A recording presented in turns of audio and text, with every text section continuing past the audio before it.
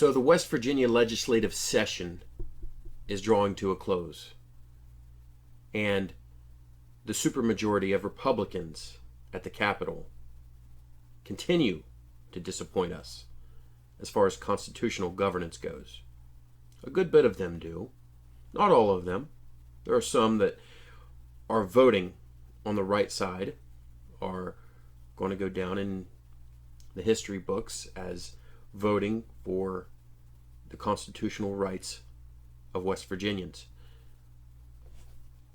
But unfortunately, it seems like there are too few actual constitutional conservatives at the Capitol, West Virginia, and of course, the nation's capital. Human trafficking continues to be a plague on our nation and around the world. What can we do about it? What can we learn? How can we combat it together? One thing's for sure, can't be tackled alone. Sharing knowledge, sharing resources, defending kids is a daily battle, folks. We've got to do this together. Let's go. The wicked flee when no man pursueth, but the righteous are bold as a lion. All right, so as I said, West Virginia is wrapping up its 2023 legislative session. At least the beginning of the year one. And I'm just going to list off a handful of the bills that I have been advocating for as part of the Lion Tribe efforts to defend children in our state. And not just children, there are some things that indirectly affect children, so I always want to promote things that protect the nuclear family as well. So there are other bills that I try to advocate for, emails, calls, social media posts. Senate Bill 535. This is a medical freedom bill. It recognizes the parental authority to exempt their children from all vaccines that are required for school. Now, when I say school, let's be clear, I'm talking about government schools. So, if the schools are requiring this, these are government mandated vaccines. They're not recommendations, they are mandated. They won't let your kids go to the schools unless they've received these vaccines. Now, there are plenty of foolish objections to why we should support a medical freedom bill such as this. Why shouldn't children be forced to take vaccines that their parents don't trust? Well, that if people have not already caught on to the fact that our government is willing to deceive, that Big Pharma is willing to deceive when it comes to certain vaccines,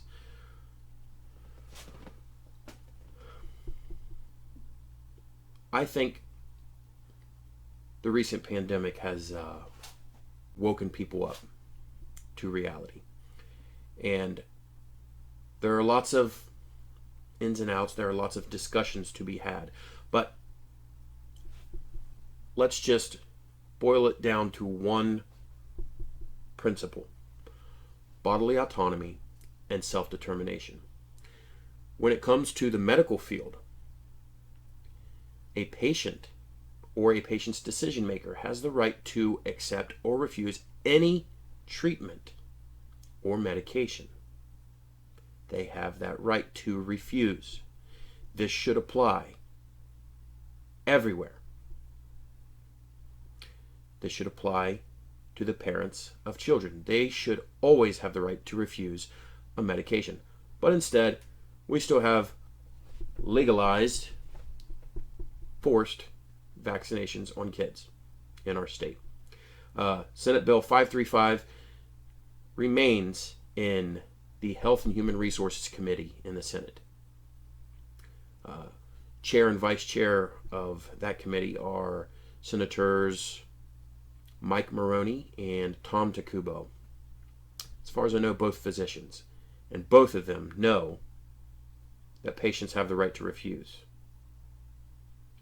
Oh, and let's not forget to mention Senate President Craig Blair, who all three of them ignored all my emails and calls. None of them returned them. So if you guys are watching this, give me a call. House Bill 2885. So this is a good one. It recognizes the right to life of the unborn as protected by the 14th Amendment. That bill remains in the House Health and Human Resources Committee. The chair of that committee is Delegate Amy Summers. I think that's her first name. Correct me if I'm wrong, folks. And then I think vice chair is Heather Tully, both nurses. When I emailed some of the delegates about that bill, one of them came back with a reply that there was some religious language in the bill that might decrease its chances of passing.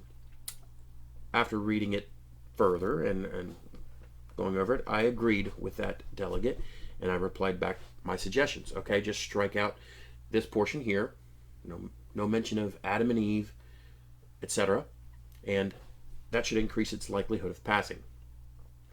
No reply back after that. A bunch of other delegates also ignored, including the chair and vice chair of that committee. So it doesn't seem like the delegates are interested in a complete ban of abortion in our state. In fact, one delegate, John Hardy, lead sponsor of the Hardy Amendment, who is proudly allowing exceptions for abortion in our state, seems to think that it's good to sacrifice children in the name of he thinks that that's going to, I guess, heal the trauma of rape and incest. For some reason, there are people in this world who actually believe that that's a therapeutic treatment for women who have been abused or raped, and that's going to, I guess, somehow magically get rid of the trauma, when instead the opposite is actually true. It actually exacerbates the trauma. I might dig into that fact in a later video, but I'm not going to do that now. Moving on. House Bill 2997. This is a pro-school choice bill. So this would make it so that all West Virginia school children are eligible for the Hope Scholarship. That remains sitting in the House Education Committee. That went nowhere. So all bills that remain in committee and don't go anywhere, they stay in committees to die, usually. House Bill 2007. This one passed in the House. This one would ban all of the so-called gender-affirming medicalization and surgeries, aka hacking up of minors in our state. Like I said, passed in the House, went to the Senate, got placed in the Senate Health and Human Resources Committee. Oh, remember, Senate President Craig Blair, I mentioned that bill to him in an email and phone call. I mentioned this bill also to Senators Mike Maroney and Tom Takubo. No response. Republicans are good at one thing: ignoring constituents. Senate Bill 472. Now this bill, if passed, would make it a criminal offense for indecent exposure to minors. This would include drag performances. So that was offered up on the Senate floor for discussion and a vote, but the Senate put it off. They didn't want to discuss that. So, in my opinion, quite a cowardly move. Here's one bill that I wanted to mention that indirectly affects children because it's going to affect the economy in our state. House Bill 2882. Now, this one caused a bit of a ruckus because this is one where the supermajority of constitutional Republicans decided it was a good idea to vote to gradually give almost $300 million to a company called Form Energy, which is a company that is going to move into our state. And it's a company that supposedly is going to be creating these iron air batteries that hold charge longer than lithium and other competitive energy sources. This company is, I believe, co-owned or he's got partial ownership. Bill Gates is one, Jeff Bezos, and then I believe I heard that another investor is the husband of Chelsea Clinton, or he's going to be a new investor here soon. Even if it wasn't for the fact that these shady characters are connected to this company, let's just ignore that. We should not be giving tax dollars, West Virginians' tax dollars, to corporations, outside corporations, to incentivize them to come here. If they want to come here, they should come on their own dime, because that's how the free market works. That's how capitalism should work. They should come on their own dime. They should not be receiving my tax dollars, your tax dollars, our tax dollars. The Republicans were just a few months ago bragging about all the surplus money that they had. Ooh, look at all this money that we saved. We didn't overspend. What are we going to do with it? We have to find something to spend it on.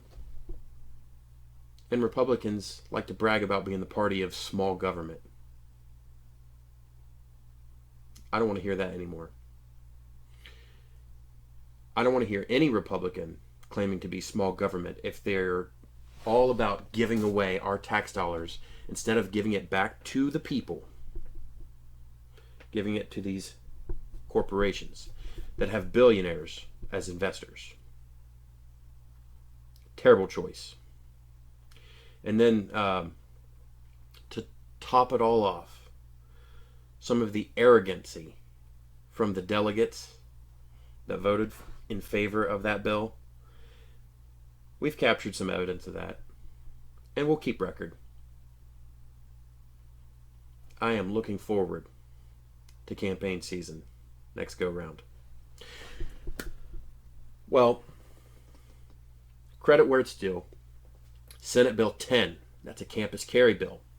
This one also indirectly affects children because it improves the protection of West Virginians, people who go to colleges and universities in our state. This one passed in House and in the Senate and the House, and it would allow people with concealed carry licenses to carry on campuses. That's a good thing. I don't know about you all, but I think they deserve the chance to defend themselves. Because some college students are mothers, right? Young mothers. Some college students are young fathers. They should be able to defend themselves and keep themselves safe for the sake of not only their own selves, but their children. All right, I feel like I'm rambling. Let me move on to the next subject. As mentioned earlier in the video, I'm going to talk about human trafficking. I think I've mentioned it once or twice, but I haven't really delved into that subject much. I'm going to read from a government website, the Bureau of Justice. This is the Bureau of Justice statistics on human trafficking. According to the Trafficking Victims Protection Act of 2000, TVPA, and its 2003, 2005, and 2008 reauthorizations, human trafficking has occurred if a person was induced to perform labor or a commercial sex act through force, fraud, or coercion. Any person under the age 18 who performs a commercial sex act is considered a victim of human trafficking, regardless of whether force, fraud, or coercion was present. The Department of Justice funded the creation of the Human Trafficking Reporting System, HTRS. This system provides data on human trafficking incidents investigated by federally funded task forces. An incident is defined as any investigation into a claim of human trafficking or any investigation of other crimes in which elements of potential human trafficking were identified. All right, and then another part of the website is the Human Trafficking Data Collection Activities, which it says was published in October of 2022. Description. This report describes Bureau of Justice Statistics activities during 2021 and 2022 to collect data and report on human trafficking as required by the Combat Human Trafficking Act of 2015, 34 U.S. Code, Section 20709E. It details ongoing and completed efforts to measure and analyze the nationwide incidence of human trafficking, to describe characteristics of human trafficking victims and offenders, and to describe criminal justice responses to human trafficking offenses.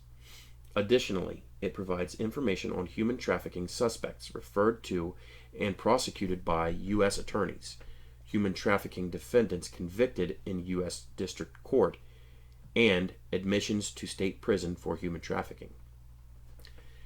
And I wanted to include some of the highlights on that part of the website. It says a total of 2,198 persons were referred to U.S. attorneys for human trafficking offenses in fiscal year 2020, a 62% increase from the 1,360 persons referred in 2011. That's indicating that human trafficking is on the rise in our country. That's not good. The number of persons prosecuted for human trafficking increased from 729 in 2011 to 1,343 in 2020, an 84% increase. What's causing it, folks? We should be asking ourselves that. Why would it be increasing? The number of persons convicted of a federal human trafficking offense increased from 2011, was 464 persons, to 2019, went to 837 persons, and then it fell back down in 2020 to 658 persons. Of the 1,169 defendants charged in U.S. District Court with human trafficking offenses in fiscal year 2020, 92% were male, 63% were white, 18% were black, 17% were Hispanic, 95% were U.S. citizens. 66% had no prior convictions. So I want to just a couple sticking points here. 92% are male, the people who were charged.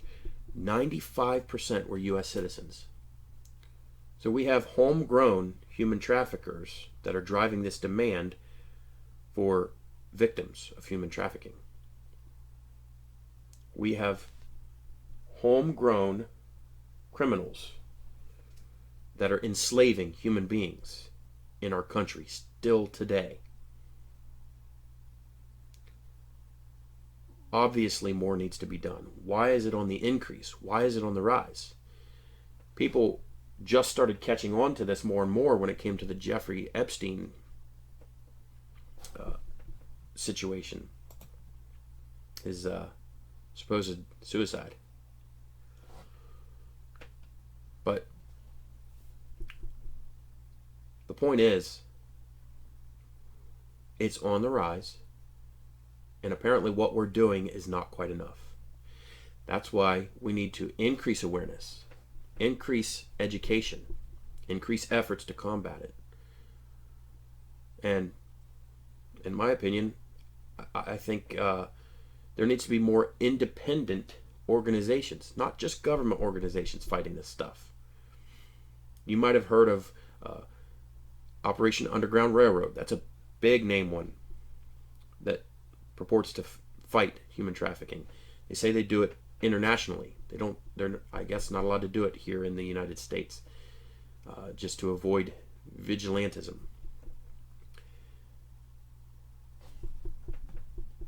Moving on to another website. What can we do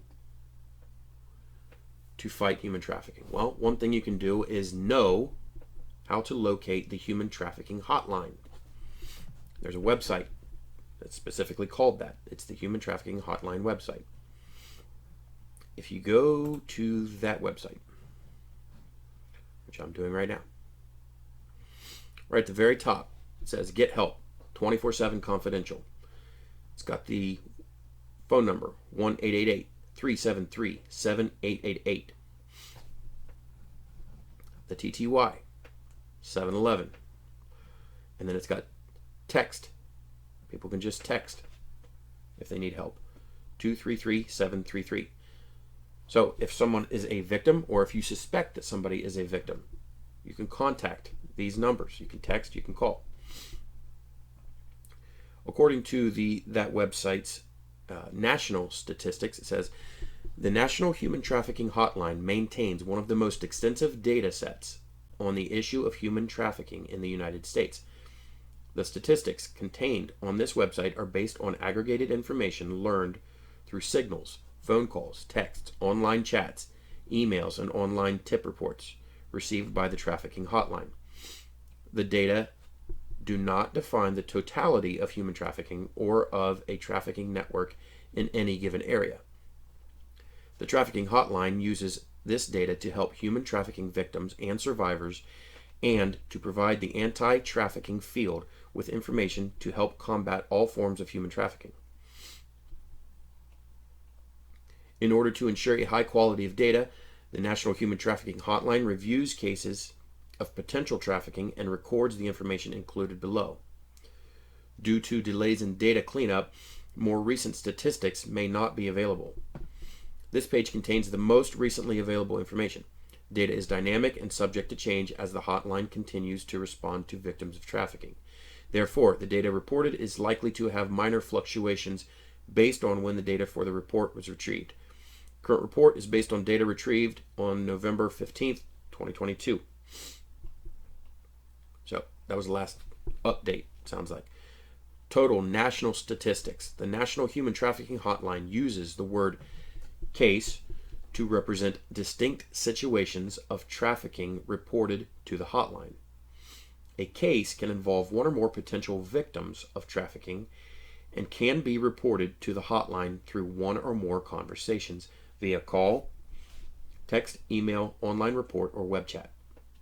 The use of the word case is not an indication of law enforcement involvement in the situation. Polaris. So this is the name of a company that I believe that manages this hotline. Polaris has changed the way we present certain data to include contacts initiated by text and chat. As a result, data obtained before this change may not match what is currently available on the site. All right. The next section says all-time statistics since 2007. Signals. The Human Trafficking Hotline has received 399,494 signals since its inception, mostly through the hotline call and SMS report, so calls and texts. Third in line was online reporting. Cases. Since its inception, the Human Trafficking Hotline has identified 82,301 cases of human trafficking, 1,604, I totally said that wrong, 164,839 victims were identified in these cases.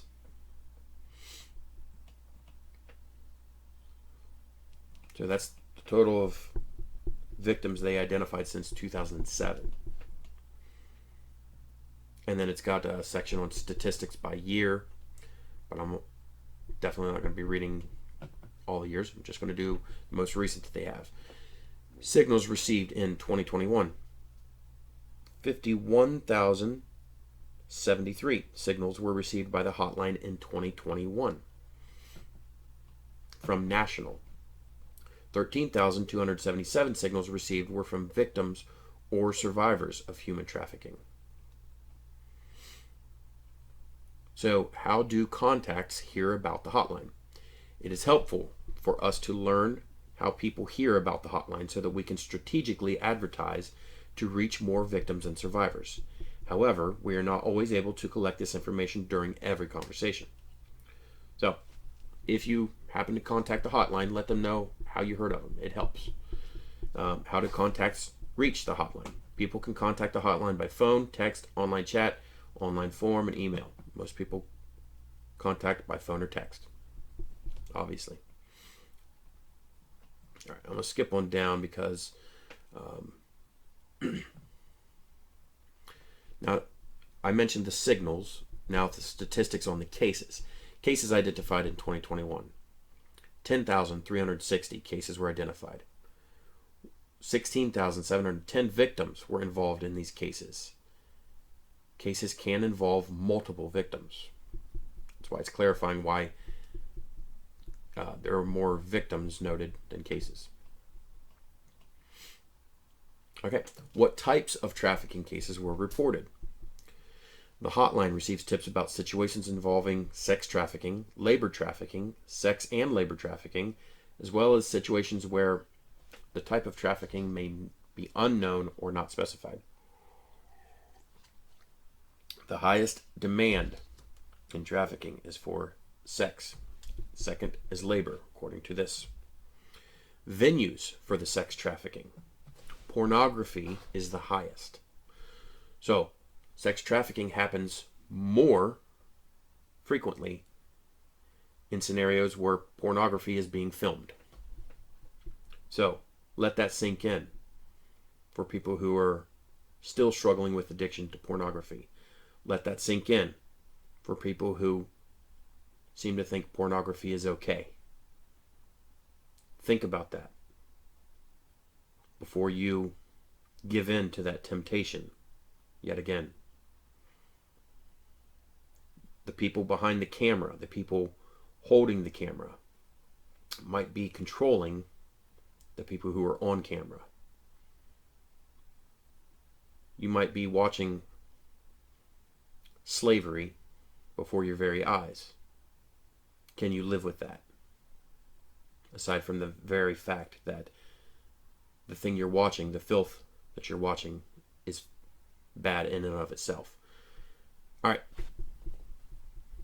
No more guilt tripping. But seriously, porn is bad. Porn's wicked. You got to cut yourself off from it if you're dealing with it. I've dealt with it before in the past.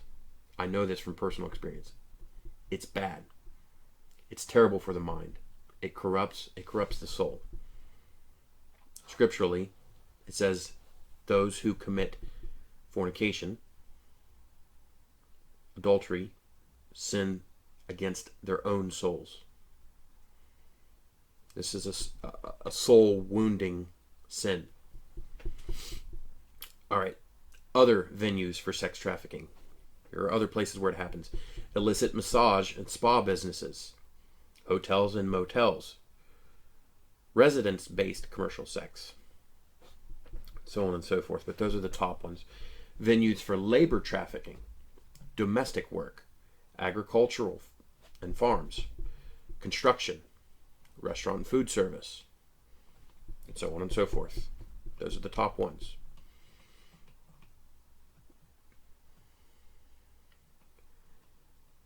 So, moving on to the section where it says case demographics. So this is where it talks about the makeup of the victims. It says, the hotline only collects demographic information for victims and survivors in a trafficking situation when appropriate. These numbers are not cumulative, as one case can involve multiple victims and survivors. So, the case demographics for ages: 6,642 adults, minors 2,365. That's at least a third of the number of adults. There's a high demand for minors compared to adults. That's horrible to think of. I mean, adults alone. But genders. Most victims are female.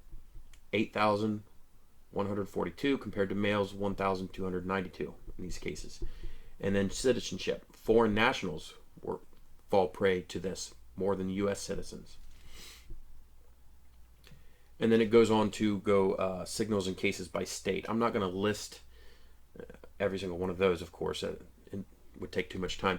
But the highest ones are like border states. California's, I think, the highest one. Texas was a pretty big one. And then I think Georgia. But you all are welcome to look that up yourself. Because now I'm going to move on to another part of the website. Bear with me here as I click on over to it.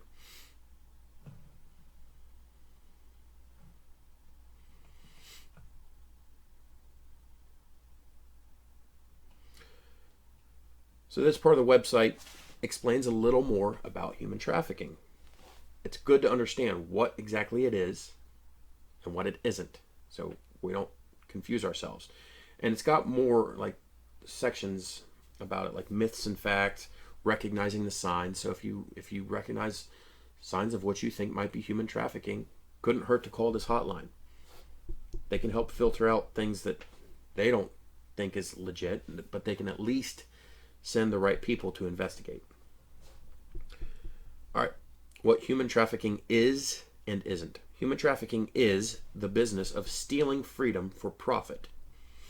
In some cases, traffickers trick, defraud, or physically force victims into providing commercial sex. In others, victims are lied to, assaulted, threatened, or manipulated into working under inhumane, illegal, or otherwise unacceptable conditions. It is a multi-billion-dollar criminal industry that denies freedom to 24.9 million people around the world. All right, and I'm going to scroll down because it actually tells me, please scroll down to learn more. And we hope this information is useful, it says. Force, fraud, or coercion. U.S. law defines human trafficking as the use of force, fraud, or coercion to compel a person into commercial sex acts or labor or services against his or her will. The one exception involves minors and commercial sex. So, as mentioned before in the website, or actually it was the Bureau of Justice Statistics, minors, whether consent is involved or not, it's illegal. Those under 18. Inducing a minor into commercial sex is considered human trafficking regardless of the presence of force, fraud, or coercion. Action means purpose. The website is good about explaining what this means. The action means purpose model can be helpful in understanding the federal law. Human trafficking occurs when a perpetrator, often referred to as a trafficker, takes an action and then employs the means of force, fraud, or coercion for the purpose of compelling the victim to provide commercial sex acts or labor or services. At a minimum, one element from each column must be present to establish a potential situation of human trafficking.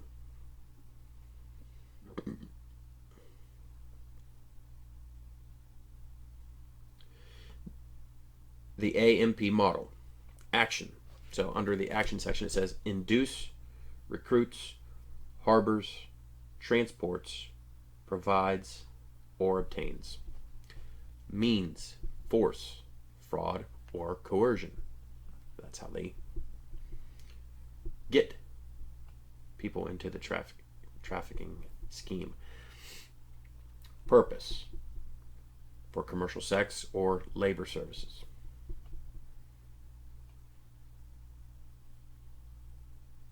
And it goes on to say how many people are trafficked in the U.S. yearly.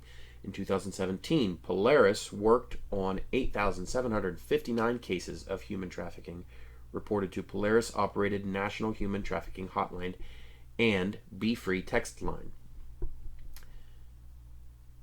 These cases involve 10,615 individual victims, nearly 5,000 potential traffickers, and 1,698 trafficking businesses. Human trafficking is notoriously underreported. Keep that in mind. Shocking as these numbers are, they are likely only a tiny fraction of the actual problem. So who is vulnerable? Human trafficking can happen to anyone, but some people are more vulnerable than others. Obviously, children, which they're going to mention. Significant risk factors include recent migration or relocation, substance abuse or substance use, mental health concerns, involvement with the child welfare system, and being a runaway or homeless youth. Often, traffickers identify and leverage their victims' vulnerabilities in order to create dependency. Now, I'm going to stop right there. In previous videos, I've discussed gender ideology. I've discussed my difference of opinion, where I definitely draw the line and disagree with gender ideologues, people who actually believe boys can be girls, girls can be boys, they can change their gender on a whim. And they talk about the LGBTQ etc. population being at higher risk for being homeless or being alienated from their families. Those who claim to be allies or defending these groups are actually a major part of why some of these children run away from their families, because they make it seem like their families, their parents, will never understand them. Only your allies, only your close friends in your safe space understand you. Your parents will never understand you. They're old, they're boomers, they're stuck in the past. Any effort to separate, to divide family unity, any effort to drive a wedge between parents and their children, the bond that they have, can cause children to run away. So those of you who claim to stand up for LGBTQ youth, consider that when you're having talks with kids. Consider that when you try to make invalid claims that their parents will never understand them, when their parents are the most likely ones to understand them more than anybody on earth. Because you are the very ones that could be putting children at risk for running away and then becoming victims of human trafficking. All right. Who are the traffickers?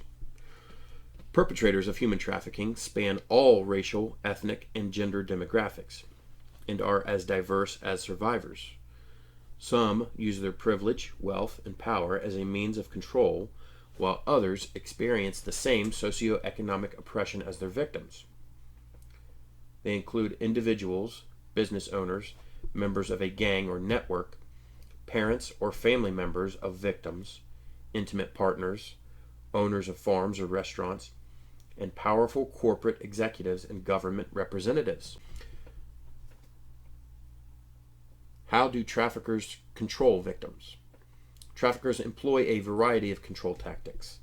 The most common include physical and emotional abuse and threats, isolation from friends and family, and economic abuse. They make promises aimed at addressing the needs of their target in order to impose control. As a result, victims become trapped and fear leaving for myriad reasons, including psychological trauma, shame, emotional attachment, or physical threats to themselves or their families. So, traffickers will literally threaten the family members of victims to keep them in line. One other thing that I noticed it didn't mention there, how do they control victims? I've read this on other websites and resources about human trafficking. Drugs, highly addictive drugs, fentanyl, hydrocodone, heroin. These are used as chemical leashes to keep people close, to keep victims from running away. Because if you keep them dependent on a drug and you make sure that you are the sole source of that drug for that person, you do your best to cut off every other source, you can keep them in line, you can control them. That's a chemical leash. And that's one reason why I oppose all efforts of libertarians to try to advocate for legalization of all drugs. Because when you legalize things that people can use to control others in such a manner, yeah, sure, free market capitalism, that would increase competition, and yeah, sure, drug traffickers would be out of business, but the demand for human trafficking would then increase because there would be easier access for these drugs to be used as chemical leashes against other human beings. Not only that, but guaranteed, if all drugs became legal, somebody somewhere would eventually claim that accessing those drugs is a right.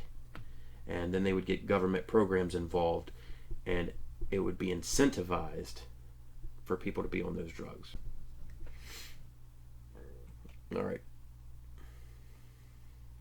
Who are the survivors? Victims and survivors of human trafficking represent every race, ethnicity, but some forms of trafficking are more likely to affect specific ethnic groups. And that wraps up that website. There are lots of other resources on there. I recommend you going there, doing your own digging into that website. It does have resources that you can share with others. Very handy website. I'm going to kind of switch gears here and read from some recent news regarding human trafficking.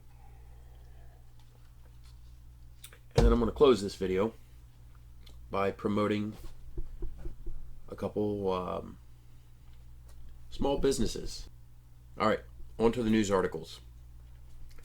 First one is from CBS News. Title is Survivors, Local Businesses Collaborate at Anti-Human Trafficking Forum in Atlanta. This is by Valencia Jones on February 23rd.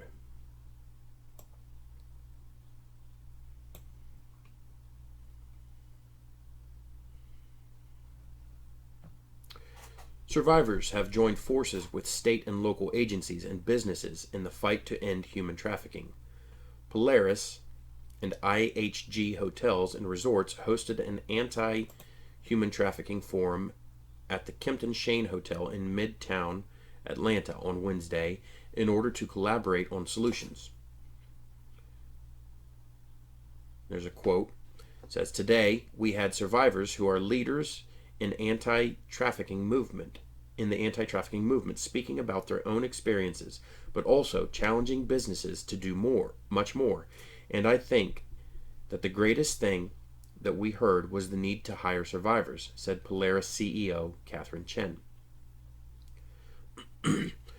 Survivors shared how businesses can help by removing the barriers they often face in the workplace and when applying for jobs. "I spent most of my teenage years in foster care, and that created vulnerabilities that lured me into human trafficking," said one survivor, Keisha Head. "To see corporate companies come on board to really systematically address this issue of human trafficking, it's an honor to see that. Nikki Clifton, president of Social Impact and the UPS Foundation, welcomed the feedback. It was really just an honor to be able to hear from the survivors and hear them talk to us about how the business community can help make our spaces more inclusive, she said. Sorry, I'm going to pause there because inclusive is still a bit of a repulsive word, because usually when you hear the word inclusive these days, especially from the woke crowd, it generally means including somebody at the expense of somebody else. It often means speech policing, because in order to include somebody, you have to control the speech of other people to make those included people feel more welcome. So I don't really like that word. Anyways, moving on. Clifton also recommended several ways businesses can combat human trafficking. Have a policy in place that prohibits human trafficking, she said, explaining how training and educating workers, as well as creating more partnerships, are also key solutions. Okay. I'm not sure how a business having a policy in place that prohibits human trafficking is really going to help, because it's already against the law to traffic humans. But good suggestion. Not knocking that person's suggestion, but it's something that the public and everyday people can do right now by creating awareness, by understanding that it's an issue that's all around us. Yes, I think education is great. People need to know about this. People need to be more aware of just how bad it is and how to look out for it. Okay. At the forum, Polaris released the findings of its first ever national survivor study. The data points listed below are based on the responses provided by 457 survivors. Prior to their trafficking, survivors reported experiencing vulnerabilities at alarmingly high rates, including 83% having experienced poverty and 96% having suffered abuse, physical, sexual, or emotional. At time of exit, 75% of respondents reported support in accessing behavioral or mental health services as one of their top needs. Survivors' income lags the rest of the population, with 43% of respondents making under $25,000 per year after exiting trafficking, compared to 26% of the general U.S. population. Traffickers often exploit victims through misuse of their identity for various financial schemes, and over 60% of respondents reported experiencing financial abuse by their trafficker. 62% of survivors stated they had been detained, cited, and arrested, and of those, 80% said this happened at least sometime during their trafficking situation. Also, of those arrested, 71% had criminal records.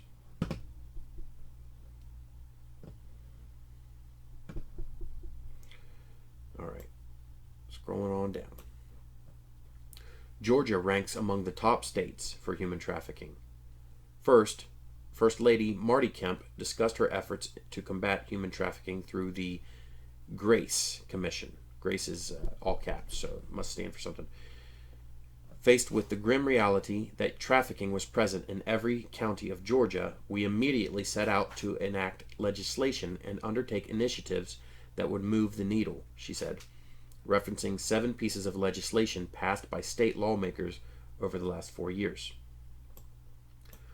While at the forum, Kemp also released a statement that said, "In Georgia, we have made great strides in the fight against human trafficking by empowering law enforcement to pursue offenders and creating new avenues of support for survivors. As we see in this report, there is still more work to be done. We are continuing to raise awareness of human trafficking and find ways to provide survivors the resources they need in their paths to recovery." Chin says organizers are pushing for federal legislation that will mirror Georgia's efforts in combating human trafficking. Now, I haven't actually looked into this legislation being proposed in Georgia, but let's hope these are laws that are being proposed that have actual teeth to them, that pose an actual threat, like force, as in like you're going to serve life in prison if you commit these crimes, or we must fry you if you commit these crimes. Personally, I support the death penalty when it comes to the most severe of violent offenders, especially repeat serial offenders. Personally, I don't think death penalty should be just dished out willy-nilly. Justice should be had. And I personally feel that the death penalty would be a great deterrent for violent offenses. Again, we have to ask this question: why is human trafficking on the rise? Are we not threatening criminals enough? That could be one factor. All right, the next article is talking about a bill in California. Title is Anti-Human Trafficking Advocates Call for Repeal of California's SB 357. This is from KUSI News in San Diego. There's a video attachment, but I'm not going to play that. Starts off by saying a coalition of anti-human trafficking advocates joined forces urging Governor Gavin Newsom and California state leaders to repeal Senate Bill 357. Authored by California State Senator Scott Wiener, SB 357 essentially makes loitering with intent to sell sex legal. Wiener seems to only author bills about sex, but this specific legislation is making him the target of fierce bipartisan opposition. SB 357 was marketed as the Safer Streets for All Act before it was signed by Governor Gavin Newsom. All right. Wiener is a member of the LGBTQ community and uses that as justification for legislation that he writes. But Thursday, national civil rights leader and president of the People's Association of Justice Advocates, they call him Reverend, but I don't call people that. I'll call him Pastor. Pastor Shane Harris invited elected officials and various police chiefs to participate in a press conference to call on Governor Gavin Newsom to repeal SB 357. During the press conference, many officials, including California Attorney General Bonta, San Diego Police Chief David Neslet, National City, California Police Chief Jose Tellez, and San Diego County District Attorney Summer Stefan all explained how Wiener's legislation has been harmful to the community. State Senator Scott Wiener, Democrat in San Francisco, says the bill sought to address the disproportionate harassment of women and transgendered adults, but Pastor Harris argues the intent of the bill is instead turning into an opportunity for perpetrators to exploit vulnerable children. All right, and I followed the tweet thread by this Shane Harris gentleman.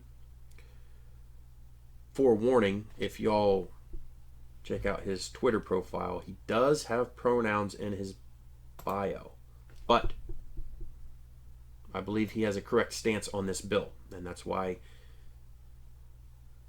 I seem to support what he's saying here. He wants this bill to be repealed because, again, it explained in that article, this bill makes it legal for loitering with the intent to sell sex legal in their state. And this guy and these law enforcement officers are bringing it to the attention of their governor that bill is creating a danger for minors. So let me read this thread by Shane Harris. He says, "Our children are not for sale. I am pushing for California Senate Bill 357, loitering with intent to sell sex, to be repealed by California Governor Gavin Newsom, Senate President Pro Tem Senator Tony Atkins, and Assembly Speaker at Rendon AD62. I don't know who that is. I'm not going to click on it. As quickly as possible. Although this law, essentially making loitering with intent to sell sex legal, was well-intentioned, seeking to protect victims, it will most likely be a civil rights assault on the most vulnerable victims of human trafficking, which are children." He is correct. They are the most vulnerable. 60% of trafficking victims are foster youth, and they are among the most vulnerable when it comes to perpetrators.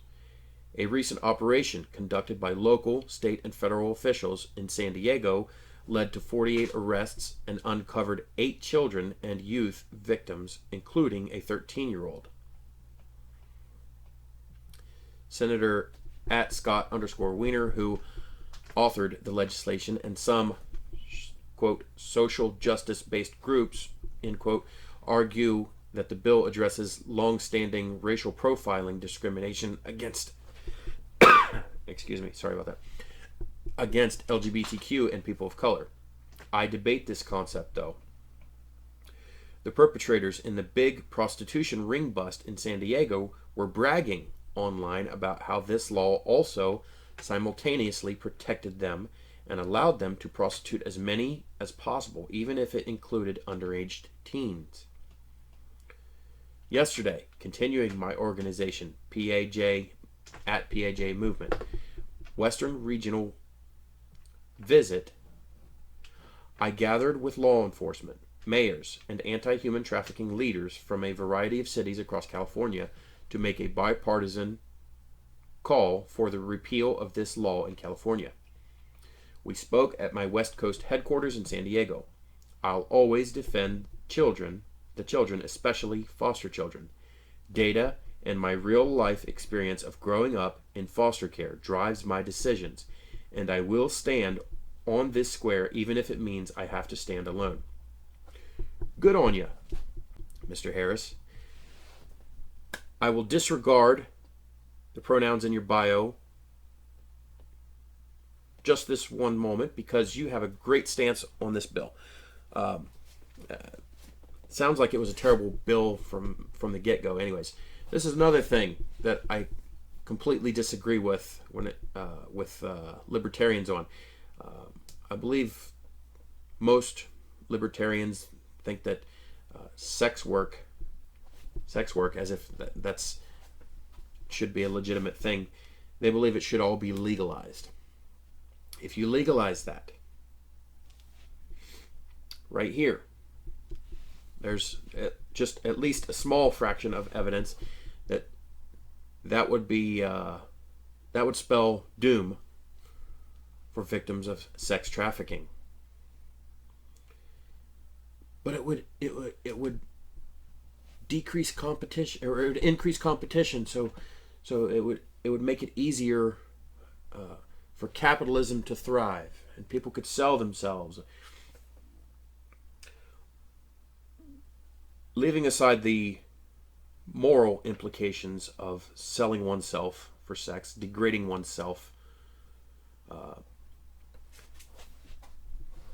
legalizing this would make it way easier for human traffickers to sell minors. You can pass some minors off as adults by the way you dress them, by the way you doll them up, so to speak. But yeah, totally opposed to that, and I'm glad some people in California have enough sense to oppose that bill. Next article. This one is from wavy.com. 10 on your side, it says. Title is FBI, Local Law Enforcement Fighting Human Sex Trafficking of Minors in Hampton Roads. So this is human trafficking combat efforts in Virginia. Article says briefly, human trafficking is defined by the FBI as using force, fraud, or coercion to obtain sex or labor act. This issue is growing around the country and in Hampton Roads. Local law enforcement and the FBI are working together to save children and teens from predators. When it comes to human trafficking, it can happen to anyone, anytime, anywhere, said John Bilnowski. Bilnowski works from the FBI Norfolk office as the assistant special agent in charge. During the summer of 2022, the FBI made a big crackdown on human trafficking arrests. Around 200 people were arrested nationwide and 3 were arrested in Hampton Roads. Law enforcement pulls out all methods to fight the sex trafficking of minors since they are the most vulnerable. Undercover operations are huge for our office, says Bilnowski. Informants in some cases, but most importantly is tips from the public. Bilnowski says they never hesitate to rescue a child in danger. We've convicted an individual that was soliciting a 13-year-old minor. Individuals can face a range of sentencing or charges from anywhere of 5 years to life in prison. Bilnowski says they've seen an increase in cases since the pandemic because children are spending more time on the web and on their phones. Parents, think about that. Get your kids off their phones. Maybe they shouldn't be on their phones till they're older teenagers. Consider that. He says that if you see a sharp change in a child's behavior, appetite, or them being withdrawn from normal activity, it could be a sign of trauma. It's important that parents understand who their children are talking to and what applications they are using. Those apps have parental guidelines to where you can make your child safer on the internet. Bilnowski says there is also a rise in financial sextortation. They've seen 15 recent cases in Hampton Roads where criminals target teens, persuading them to send explicit pictures. The predator tells the teen unless they send money, sometimes thousands of dollars, they will release the pictures to their family, friends, or school community. Excuse me. We've seen individuals commit suicide over this. If you are a teenager, this is the most devastating thing that you have ever gone through. It's a community effort to save our children and teens from human trafficking. Well, that's a bit of a sobering article as far as reminding parents that we really have to be vigilant about the internet and what our kids are doing on the internet. Kids do deserve some privacy the older they get. Of course, that's true. But at what cost?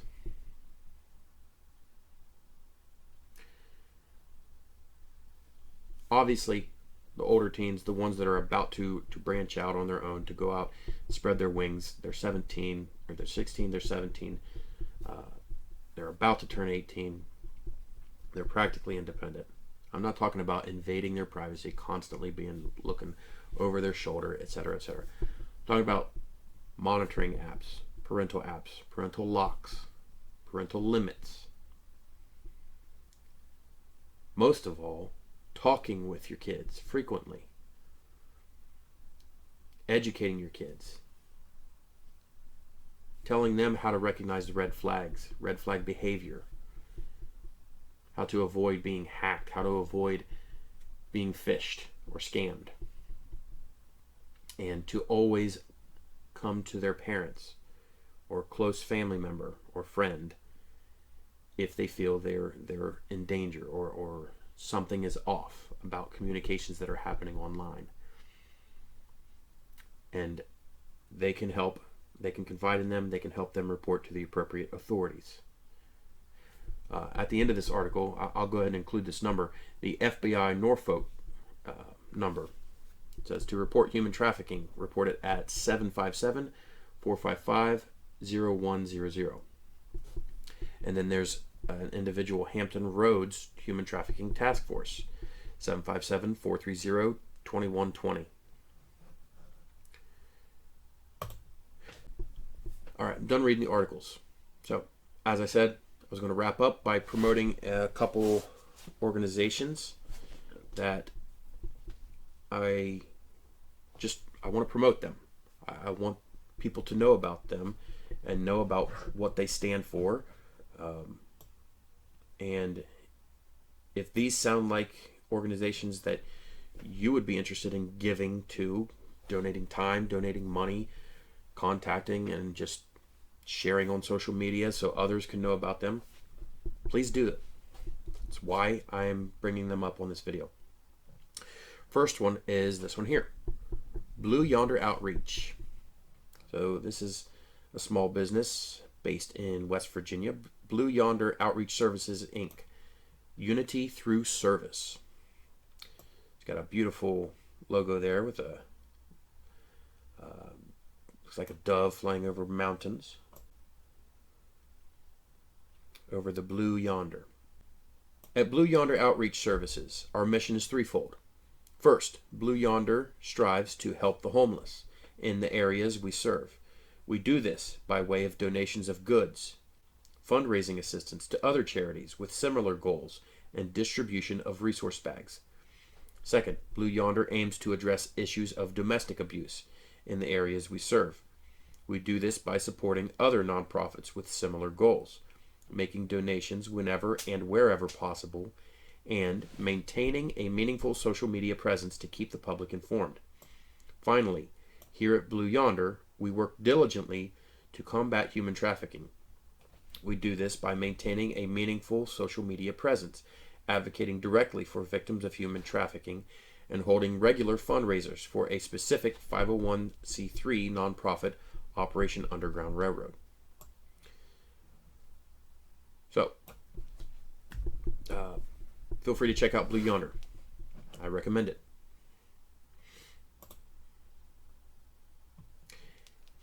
And the other one that I wanted to promote. This one is a new one that I've not looked into really until just this past couple weeks. This one is called Bakita Kids. I think that's how it's pronounced. But I'm on the FAQ section of their website. It says, why should I donate with Bakita Kids instead of going directly to other giving organizations? We know your time is scarce and you don't always have time to research and vet every charity. Let us do the legwork for you. By giving to Bakita Kids, every penny of your donations will go to our vetted giving partners who already have experienced programs in place for channeling donations directly to children and families in need in Virginia, West Virginia, and Maryland. How quickly will my donations be put to use? 100% of your donations to Bakita Kids goes to help those in need in real time. There's a constant need for food and supplies in rural Virginia, West Virginia, and Maryland. Regular donations are necessary to ensure that supplies are available whenever and wherever needed. Children are the most precious gift. Totally agree. And we are giving them the opportunities to better their lives through your acts of kindness. How does Bakita Kids vet their trusted partners?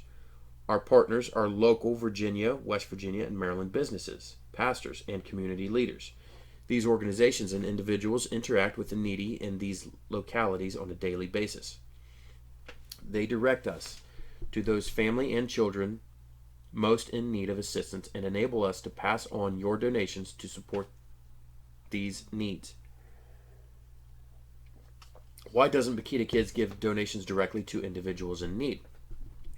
We partner with organizations who already have trusted systems in place in various Virginia, West Virginia, and Maryland localities that are serving the needy. This allows us to put your donations to use immediately. However, we do make sure every penny of your donations goes directly to those in need, as opposed to paying salaries or overhead costs for any organization. Why does BK only give to local Virginia, West Virginia, and Maryland organizations? We believe it's important to get back to the model of local giving, where small communities take care of their own. In an ideal world, members of a small town know the needs of their citizens and they all pull together to fill those needs. However, in our modern world, it has become difficult to identify local needs because we've become such a global society. We are inundated with the needs of those all around the world and often find ourselves drowning in requests for donations from every corner of the globe. Amen to that. Few of us have the time or ability to research each of those requests. The goal of Bikita Kids is to focus on our own local communities in Virginia, West Virginia, Maryland, and to drill down into the needs in those specific areas by using trusted personal connections and organizations who have feet on the ground and can let us know the needs of their citizens. Bikita Kids uses your donations to give to those organizations and individuals in need. Where will my money go and what impact will it have? We are currently working with partners in the following cities and areas: Virginia, Bedford, Colonial Beach, Lexington, Petersburg, Wise, Orange. West Virginia, Charlestown, Clarksburg, Morgantown, Martinsburg, Fairmont. Maryland, Baltimore City and surrounding areas. Every penny of your donation to Bikita Kids will go to our partners who work directly with needy children and families in Virginia, West Virginia, and Maryland. For example, one of our partners in Ranson, West Virginia, Pizza City, uses the donations we give them to hand out free slices of pizza on an as-needed basis to hungry children in their town. We have also given money to a community group in Charlestown, West Virginia, by providing a week's supply of groceries to qualified families in need. In Baltimore, Bikita Kids donors helped provide cribs that were urgently needed by several families for new babies. Does Bikita Kids have a 501c3? We have 501c3 status as of April 16, 2020. When you give a donation over the amount of $250, you receive a formal letter weeks after your donation arrives. You will receive a thank you note at every level of giving. What is the history behind the founding of Bikita Kids? Bikita Kids board members are longtime residents of Virginia, West Virginia, and Maryland, and have a desire to help meet the needs of the poor by filling in the gap between donors, reputable organizations, and the underserved. After many conversations on how we can best help those in need, we concluded there should be a trustworthy go-between to navigate this process.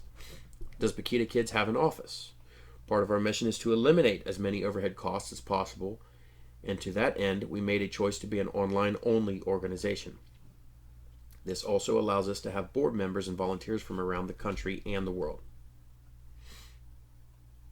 All right, and then they say, how can you help? And they've got their suggestions. Of course, donation, volunteering your time to help. It says all members of Bikita Kids are volunteers. There are no paid positions. If you have personal connections with organizations in Virginia, West Virginia, and Maryland that are currently helping the underserved, send us their information so we can consider them for potential partnerships. Goodness gracious. I guess I'm not drinking enough water because I'm getting my tongue tied. Sorry about that, folks. Anyways, that's the end of my reading of articles for today. So you don't have to worry about me getting tongue-tied reading anymore. At least I didn't get as nitty-gritty as I did in the last 3 videos where I researched the American Academy of Pediatrics nonsense research paper. That was fun, wasn't it? The Lion Tribe is all about protecting kids. If you've been following me this far, following all the videos, I applaud you. I thank you. I appreciate you. The Lion Tribe is a growing business. It's an official business in the state of West Virginia now, but it's a small business, and it could definitely use contributions, monetary contributions, volunteer work, research. Folks, if you want to provide me with information, investigations of your own that you've done, news that I'm not aware of, send me tips. You can contact me on the website. Check out theliontribe.org. There's a contact button. Click that. You can contact me and send me a quick message on there. There's also a donate button on the website. Feel free to donate to the organization. Any amount would be appreciated. I could use it. This company could use it. I want to grow it. I have things in mind that I think you would appreciate. Educational things. Entertaining things. But most of all, I want to protect kids. And I'm sure you do too. Because you're still watching. God bless you for that. You know what? Let's be bold as lions.